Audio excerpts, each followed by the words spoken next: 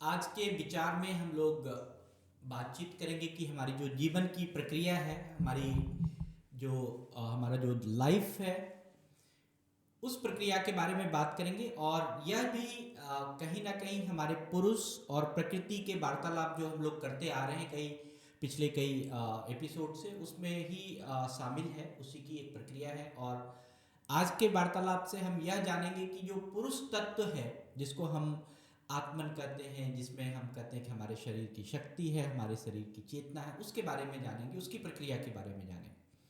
तो जीवन जो है वह, चाहे उसको अंग्रेजी में हम लाइफ कहते हैं, तो जीवन हमारे जन्म से मृत्यु के बीच की जो अवधि है वही हमारा जीवन कहलाता है।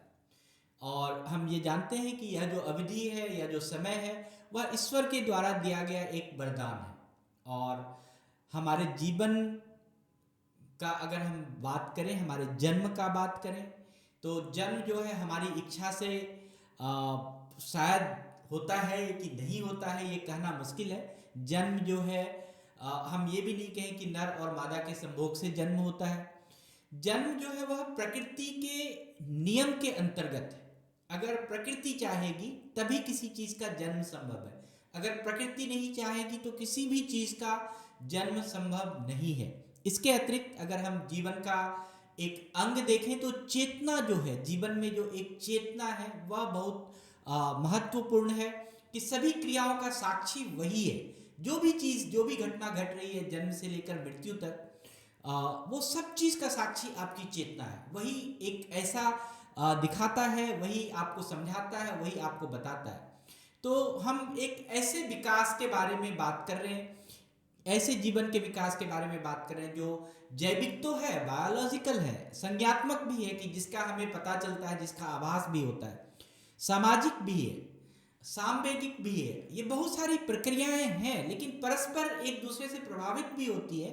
लेकिन हर प्रक्रिया के लिए क्या होता है, जन्म और हमारा मृत्यु। और फिर अगर हम कहते हैं कि ये जो इंद्रिय है, जो हमारे पांच ज्ञानेंद्रियां हैं, इसकी व्यवस्था होना जरूरी है। तभी हम समझ पाएंगे कि हमारा जन्म हुआ, हमारी मृत्यु हुई, हमारे जीवन में क्या क्या कल्पनाएं हुई, क्या क्या घटनाएं हुई, क्या चीज़ है। तो जब भी हम जीवन को एक सहज गतिविधि की प्रक्रिया के साथ जोड़ें, या एक जन्म या मरण या इंद्रिय को समझ सकते हैं, समझने की बात करें, तो हमें सहजता से जीवन को लेना चाहिए। और इस सहजता को, जीवन के इस सहजता को समझने के लिए, इस सहजता को जानने के लिए कोई विद्यालय जाने की भी जरूरत नहीं है, कोई विश्वविद्यालय भी जाने की जरूरत नहीं है। सहज गतिविधि जो है वो सिर्फ और सिर्फ आपकी स्मृति पर आधारित है, आपकी मेमोरी पर आधारित है कि आप अपने जीवन में क्या क्या अनुभव प्राप्त किए, आपने व्यक्तिगत रूप से क्या क्या संग्रहित सफलता की प्रक्रिया प्रदान की या प्राप्त किया, या कौन सा आपने प्रशिक्षण में शामिल हुए, क्या चीज आपने सीखा। ये अंतर्निहित होती है, ये आपके पास, आपके आपके साथ है। और अगर हम कहें कि अगर सहज व्यवहार से, सहज प्रवृत्ति अपने जीवन में रखें, परिपक्वता को रखें, तो हम जीवन की प्रक्रिया को बड़े आराम से समझ सकते हैं। हमें कोई किसी चीज कहीं जाने की जरूरत नहीं है। लेकिन जीवन की एक और प्रक्रिया है जिसको हम जैविक प्रक्रिया कहते हैं या जैविक प्रवृत्ति कहते हैं। वो सहज और जैविक रूप से उत्प्रेरित व्यवहार है। जैसे मान लीजिए कि मैं एक यहाँ पर उदाहरण देना चाहता हूँ कि अगर कोई गाय का बच्चा जन्म लेता है, तो वो क्या होता है, वो 1 घंटे के अंदर कूदना फिरना चलना शुरू हो जाता है। तो उसकी एक जैविक प्रक्रिया है। इसी तरह से अगर हम देखें कि जैविक प्रक्रिया हमारे कुछ अनुवांशिक संरचना से भी आता है, कुछ हमारे माता पिता, हमारी पीढ़ी दर पीढ़ी भी आता है, कुछ विशेष परिस्थिति के कारण या बीमारी के कारण भी हमारे हम जो है अपने प्रति जो है संवेदनशीलता हमारी घट जाती है या बढ़ जाती है। तो जब हम जैविक प्रक्रिया के बारे में बात करते हैं तो वहाँ पर बहुत सारे फैक्टर हैं, जिसमें कि कहीं ना कहीं हमें अपने जीवन की जो प्रतिक्रिया है, जीवन की जो प्रक्रिया है, इसको समझने में थोड़ा सा मतलब कि हो सकता है कि हमें दिक्कत हो। लेकिन अगर हम देखें कि हर एक प्रक्रिया, हर एक कार्य, हर एक चीज, जो भी गतिविधि आपके जीवन में है, उसको संपादित करने के लिए हमारे पास 18 तत्व हैं। हम लोग इस 18 तत्व की विवेचना के बारे में आगे उसमें बहुत विस्तार से करने वाले हैं, करेंगे। लेकिन जो 18 तत्व है उसमें हमें देखना होगा कि 3 तत्व जो है जिसको हम अंतःकरण कहते हैं, कि मतलब वह हमारे साथ है, जो मन है हमारा, जो बुद्धि है और जो अहंकार है, ये 3 चीज हमारे साथ अंतःकरण में। और ज्ञानेंद्रियां हैं हमारे 5, और 5 कर्मेंद्रियां हैं। इस तरह से अगर हम देखें कि यहाँ तो हमने आज अभी 13 तत्व के बारे में बात किया, लेकिन आने वाले 18 भी है, 27 भी है, जितने जीवन के तत्व हैं हम सबके बारे में बात करेंगे।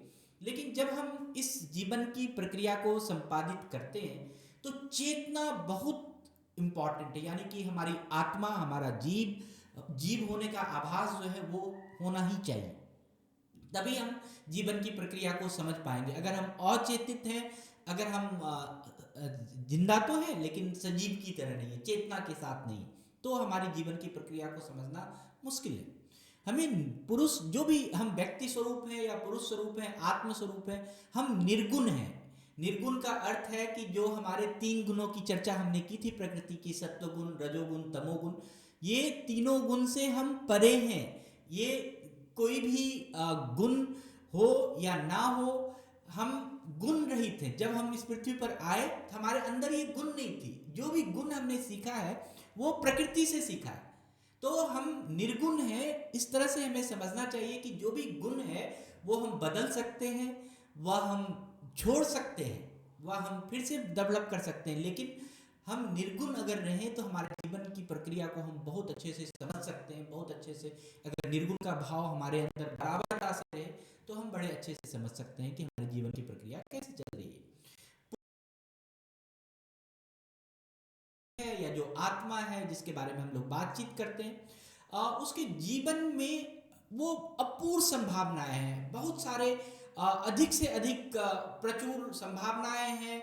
आपका आपका जो जीवन है असाधारण है, असामान्य है। आप जो चीज करना चाहिए वो चीज आप अपने जीवन में कर सकते हैं। और आपका जो जीवन है अविषय है, इसमें कोई विषय नहीं है, ये अगोचर है, ये प्रतिपाद है, ये और इसका कोई विषय नहीं होने के कारण यह शून्य है। जैसे हम ध्यान में लगा देते हैं तो हम समाधि की तरफ जा सकते हैं। इसी तरह से अगर हमें बहुत कोई चीज की परम खुशी हो जाए, परम आनंद हो जाए, तब भी हमारा ध्यान क्या होता है, हम शून्य हो जाते हैं, हम कुछ नहीं समझते, हम स्तब्ध रहते हैं। तो वो जो स्तब्धता की स्थिति है, जो अविषय होने की स्थिति है, वही हम वहाँ ही हम जीवन की प्रक्रिया को बहुत अच्छे से समझ सकते हैं। हमारे जो विवेक है, जो हमारे भले बुरे का जो ज्ञान है, वह हमें जीवन की हर प्रक्रिया को समझने में, हमारा जो विचारवान होना, हमारी बुद्धिवान होना, हमारा समझदारी होना, हमारा ज्ञानशील होना, हमारा न्यायशील होना, कि जो अभियोग है उसके कारण जो है, जो भी हम न्याय करते हैं, या हम जो दार्शनिक भाव है हमारे जीवन में, उसी से हम जीवन की प्रक्रिया को समझ सकते हैं। वास्तव में हम क्या कहते हैं, पुरुष जो है, जो व्यक्ति है, जो आत्मा है, वह अप्रसव धर्मी है, वह कोई चीज जन्म नहीं दे सकता है। वास्तव में जो भी जन्म हुआ है, जो भी चीज इस प्रकृति में हुई है, वह जो है वह इस प्रकृति की सृष्टि का मूल कारण है। प्रकृति है तभी कोई चीज का जन्म होता है, आपके होने ना होने से कुछ नहीं हो सकता। तो इस प्रकार अगर हम देखें, अगर हम इस हर प्रक्रिया को समझना चाहते हैं तो इसको साक्षित्व करना चाहते हैं। साक्षी भाव का मतलब है कि सपोज करिए कि मैं अभी बातचीत कर रहा हूं, तो बातचीत कर रहा हूं तो मैं आपके साथ जुड़ा हुआ हूं। अगर मैं बातचीत बंद कर दूं और मैं उस भाव को अपने आप समझना शुरू करूं, तो फिर क्या होगा कि हम उस समस्त दशाओं का भाव और निचोड़ अपने आप से निकाल सकते हैं। हम उस चीज, जो भी चीज मैं बात कर रहा हूं, जो भी घटना घट रही है, उसका साक्षित्व हो सकता हूं, उसको हम बड़े अच्छे से उस भाव को समझ सकते हैं। जो हमारी कैबल्य की प्राप्ति कहते हैं सनातन धर्म में, बहुत ही महत्वपूर्ण है कि जो विवेक है या जो ज्ञान है, जो सुख है, दुख है, अहंकार है, जो भी प्रारब्ध है, जो भी कर्म है, वो आपको जो आत्मा है उसका वो मोक्ष की तरफ ले जाता है, वो परम आनंद की तरफ ले जाता है।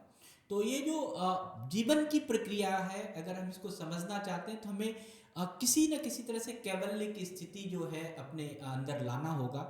और हम हमेशा क्या होता है, हम मध्यस्थ रहते हैं, बीच में रहते हैं, कि पक्ष में भी हैं, विपक्ष में भी हैं, सही का भी, गलत का भी, हर चीज का निराकरण करना शुरू कर देते हैं। और यह हमारी प्रकृति है।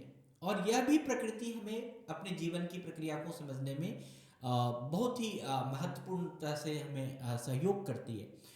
जो भी हम धर्म है, जो भी एज ए कर्ता लगता है कि हम इस जो भी धर्म अधर्म गुण अवगुण जो भी भाव की स्थिति से जो भी चीज़ हम करते हैं अपने जीवन में, जो भी उत्पादन करते हैं या जो भी विषय का ज्ञान प्राप्त करते हैं, हर इच्छा के लिए आपकी प्रयत्न करना ही आपकी प्रवृत्ति है। अगर आप हर चीज़ के लिए प्रयत्न करते हैं, हर काम के लिए खुद से प्रयत्न करते हैं, अंदर से प्रयत्न करते हैं, वही आपकी जीवन की प्रक्रिया है। और जब तक जीवन की प्रक्रिया आपके पास है, तभी तक आप क्या है, आपकी आत्मा, आपकी पुरुष, आपका सब चीज़ सचेतित है, सब चीज़ में सचेतन है। अगर आपने जीवन की प्रक्रिया को कहीं ना कहीं खो दिया है, किसी अलग रास्ते में भटक गए, तो फिर आपका जो अचेतन है वो आपको, फिर जो आपका जो एक इस पृथ्वी पर आने का जो कार्य है, इस पृथ्वी पर आने का जो एक महत्व है, वह कहीं ना कहीं खो जाता है। जो जीवन से मरण के बीच की जो जीवन काल है, वह हमें परम आनंद में, उसमें परम आनंद में जीने में कहीं ना कहीं बाधा उत्पन्न हो जाती है। तो हमें जीवन की प्रक्रिया को समझना बहुत आवश्यक है। आज के लिए बस इतना ही। बहुत बहुत धन्यवाद। Thank you.